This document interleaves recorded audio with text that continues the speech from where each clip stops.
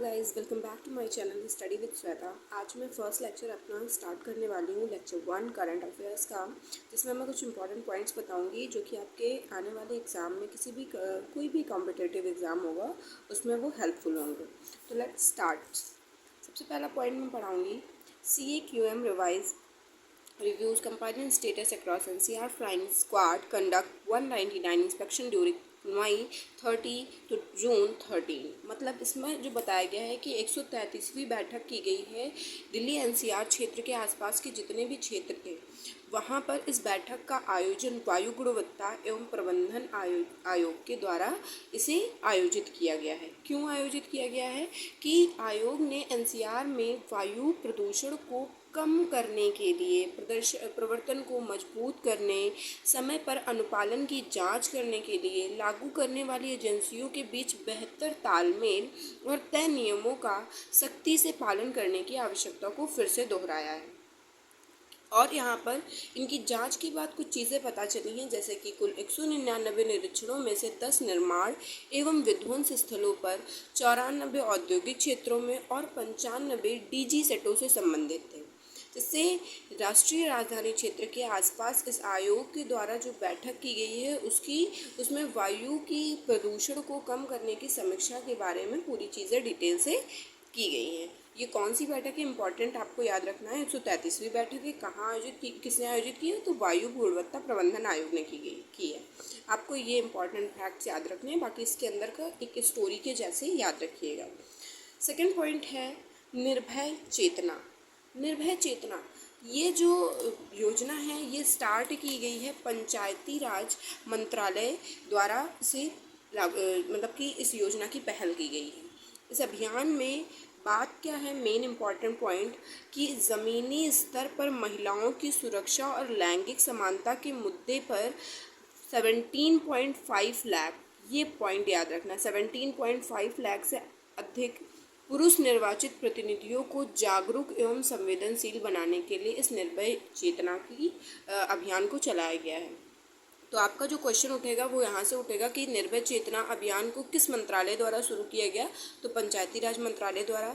या फिर इसमें बोला जाएगा, हाँ एक चीज़ और है, ये अगर आप इसको लिखना चाहें तो ये SDG गोल जो है हमारा सस्टेनेबल डेवलपमेंट में, उसका भी पॉइंट बनता है कि सस्टेनेबल डेवलपमेंट में भी महिलाओं की सुरक्षा और लैंगिक समानता, क्योंकि उसमें जो लैंगिक समानता, अब आप मुझे कमेंट करके बताइएगा कि SDG के किस गोल में लैंगिक समानता की बात की गई है, ठीक है, एवं संवेदनशील बनाने के लिए ये चीज़ बताया गया। अब नेक्स्ट जो most important match the following में ये क्वेश्चन आ जाता है। MIFF जो है ये 19th इस बार स्टार्ट हुआ था, मुंबई इंटरनेशनल फिल्म फेस्टिवल।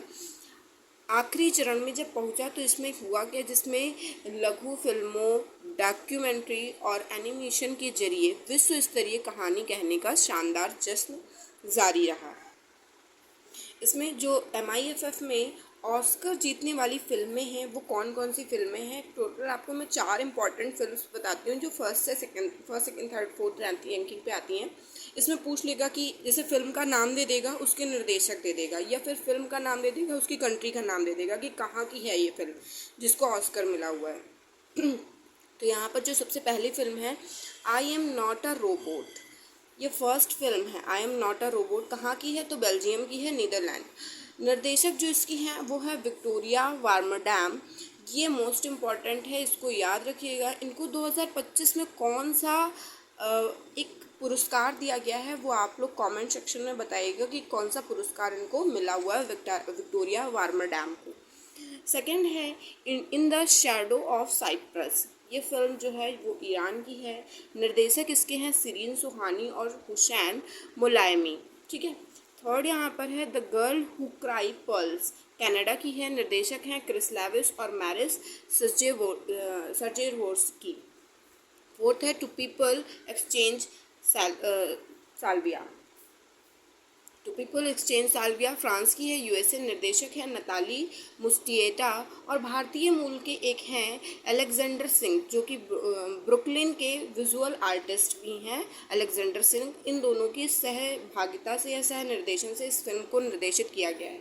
ऐसे यहाँ पर the girls who cry pearls, इसको भी 2 लोगों के निर्देशन में निर्देशित किया गया, क्रिस लेविस और मैरिस Serjevorski. In the shadow of cypress में भी ऐसे ही है, सिरियन सुहानी और हुसैन मुलायमी। ये याद रखिएगा कि इनमें कौन कौन है, इनके मेन इम्पॉर्टेंट है निर्देशक और इन चारों फिल्म के नाम जिनको ऑस्कर मिला हुआ है, कहाँ की हैं, तो MIFF में इन्होंने ये ऑस्कर जीतने वाली फिल्म है। ओके, अब नेक्स्ट पॉइंट आता है हमारा, उड़ीसा के लखनपुर में कोयले से अमोनियम नाइट्रेट बनाने की परियोजना। कोयले से अमोनियम नाइट्रेट बनाया गया है, इसकी एक परियोजना है। ये क्यों किया गया है, इसको किन किन कंपनी के सहयोग से किया गया है, कितना कितना इनका योगदान है या हिस्सेदारी है, कितने कितने परसेंट की, तो वो मैं आपको बता देती हूँ। ये सबसे पहले तो ये एक संयुक्त उद्यम कंपनी है जो कि CIL और भेल मतलब कि कोल इंडिया लिमिटेड और भारत हैवी इलेक्ट्रिकल लिमिटेड के संयुक्त उद्यम से बनाया गया BCGCL, जिसमें CIL का जो परसेंटेज है, मतलब कितने परसेंट हिस्सेदारी है, वो 51% है और भेल की 49% है। इसमें इसका मुख्य उद्देश्य जो है वो कोयला गैसीकरण के माध्यम से लगभग 0.66, ये याद रखिएगा, 0.66 मिलियन टन पर ईयर उत्पादन किया जाएगा। क्या चीज़, अमोनियम नाइट्रेट को उत्पादित किया जाएगा। और इसका जो लक्ष्य रखा गया है इस परियोजना का, कि इस परियोजना का जो लक्ष्य है वो सितंबर 2029 को रखा गया है। अब आप लोग मुझे बताइएगा, जो भी मैंने कमेंट सेक्शन में आपसे बोलने को पूछा है तो वो कमेंट मुझे करिएगा।